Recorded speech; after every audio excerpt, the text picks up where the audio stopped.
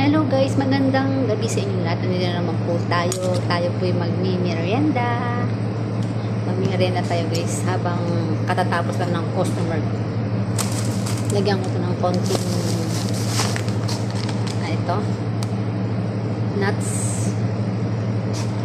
Kung ano lang maisipan. Bahala na.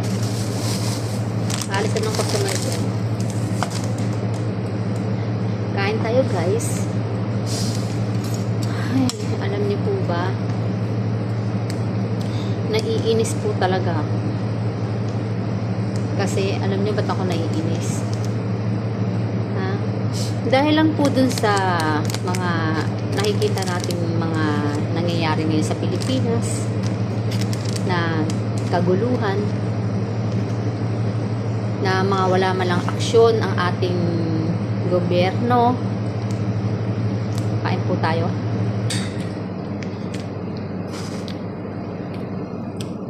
Yung flood control po na nangyayari ngayon, napakatagal na parang isang buwan mahigit na po nangyayari yun, no?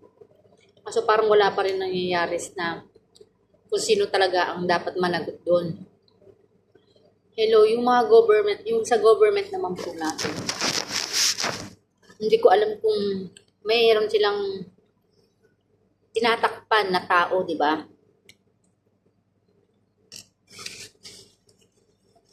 Marami naman na naimbestagahan. Pero bakit ganun? Parang tinatakpan nila.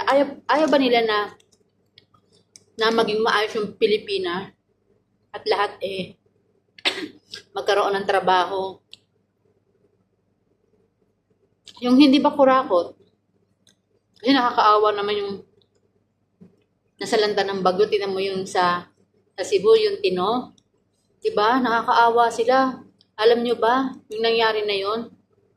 Parang naisip ko nung bagong uwi ako galing Japan, nung 2002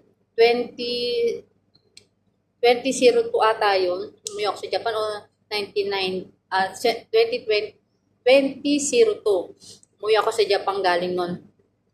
Na nagkaroon ng tsunami. Buti na lang nakauwi kami before mag-tsunami. Kung hindi kami nakauwi, na stranded, ganun ang mangyayari sa amin nung mga panahon na yun.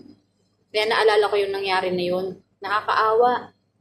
Sana naman yung sa government natin. Puro sila hearing, nakakasawa. Ang sakit kaya sa tenga ng hihiring, tapos wala naman nangyayari. Tapos hindi naman sila gumagawa ng aksyon. Diba? Ando na yung tao, iibahin naman nila. Pupunta sila sa ibang ano ba? Ibang usapan. Tapusin muna nila bago sila pumunta sa ibang usapan. Hindi yung ganun. Saka guys, 'di ba? Maawa sila. Ang tao dun sa Cebu kailangan ng pagkain. Nangangailangan sila ng pagkain. Sa gobyerno diyan, alam nyo ba? Nauunahan kayo ng mga vlogger. Lahat ng mga vlogger saludo ko, no? Kasi sila ang unang nagbibigay ng pantawid gutom at uhaw ng mga taong nasalanta doon. Kayo ba wala kayong taga magawa? Alam niyo, nakakainis talaga kayong tignan minsan dyan sa loob Kung ako lang si Superman, hinata ko na kayo isa-isa dyan sa may dyan sa gobyerno. Hinata ko na talaga kayo sa totoo lang. Kasi nakakaasar na kayo. Nakakaasar na kayo. Diba? Huwag naman kayo mamulitika. Kung galit kayo kay Sarah, kung galit kayo doon, huwag naman ganun. Ayusin niyo yung bansa natin. Dapat hindi ganyan. Nakakaasar na kayo, sa totoo lang. May gobyerno ba tayong lumalakad ngayon o puro na lang puro na lang sisihan? Maawa kayo sa mga nasasalanta. Maawa kayo.